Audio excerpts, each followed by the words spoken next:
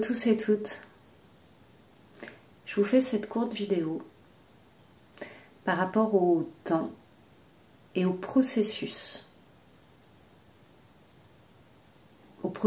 thérapeutique, au chemin de guérison.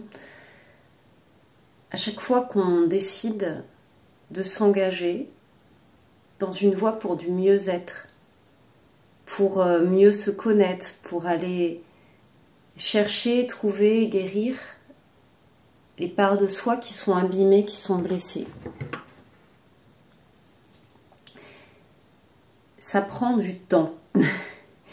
Et ça va pas prendre le même temps pour tout le monde.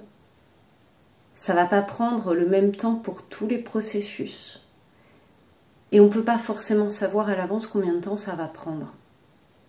Parce que le temps est aléatoire et que le temps ne se déroule pas de toute manière sur une ligne continue. Ça, c'est une représentation pour comprendre, pour saisir, pour calibrer ce qu'est le temps. Mais ce n'est pas la question aujourd'hui. Voyez ça comme... il y en a qui disent comme un marathon plutôt que comme une course de vitesse, mais j'irai même plus loin. Voyez ça comme... vous savez, les randos, le chemin de Saint-Jacques par exemple.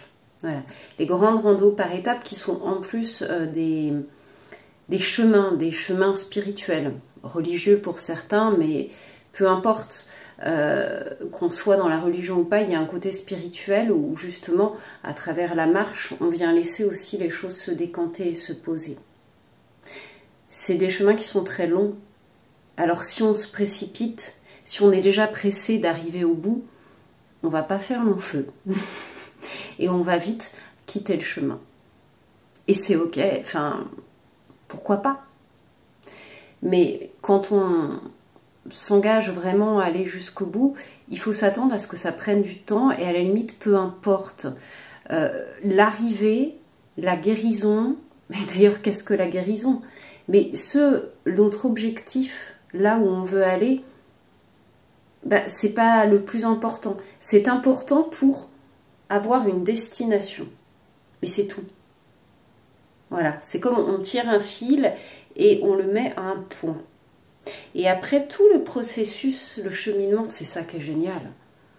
C'est ça qui n'est pas confortable des fois. C'est pour ça qu'il y a des étapes et qu'on peut faire des pauses dans des auberges et qu'on peut prendre le temps de se restaurer. Et peut-être des fois on y reste très longtemps avant de repartir.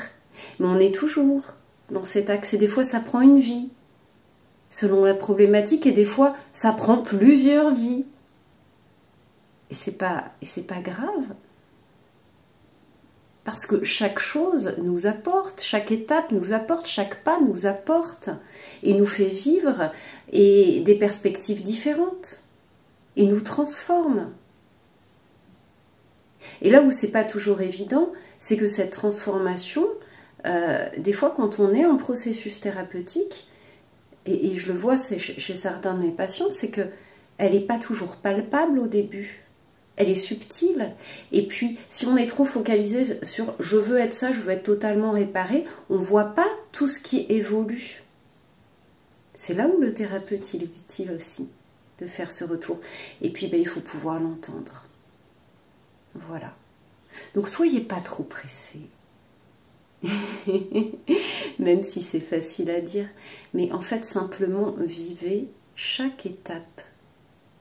Vous savez, petite anecdote, moi j'ai pas marché longtemps sur le chemin de Saint-Jacques, mais c'était un peu un défi pour moi de partir toute seule. C'était une période où j'avais encore beaucoup d'attaques de panique et de crises d'angoisse et je suis partie comme ça. On n'a jamais été seule en fait, hein. Mais il y a toujours eu du monde qui était là quand j'avais besoin, même avec mes difficultés relationnelles. Et la première étape... j'ai fait en mode warrior, allez on arrive, gna gna gna, le plus rapidement possible, je me suis complètement flinguée. Et puis au fur et à mesure, ça allait parce que moi je faisais pas tout le chemin, hein. Et ben je me suis mis dans le rythme du chemin et finalement, l'arrivée, en tout cas mon point d'arrivée que je m'étais fixé, n'a plus été un enjeu, mais a simplement été une indication. Et ça m'a permis d'intégrer aussi les transformations. Voilà. C'était juste ça qui est important d'entendre. Parce que quand on commence une thérapie, peu importe avec le thérapeute, avec la technique, parce que c'est pas la technique forcément qui est le plus important, peu importe sous quelle forme on entreprend cette thérapie, même quand c'est juste avec soi, avec nos propres outils, hein. Mais en tout cas quand on va voir un thérapeute, c'est important de savoir que ça peut prendre du temps et que c'est pas grave en fait, et de s'autoriser aussi ce temps.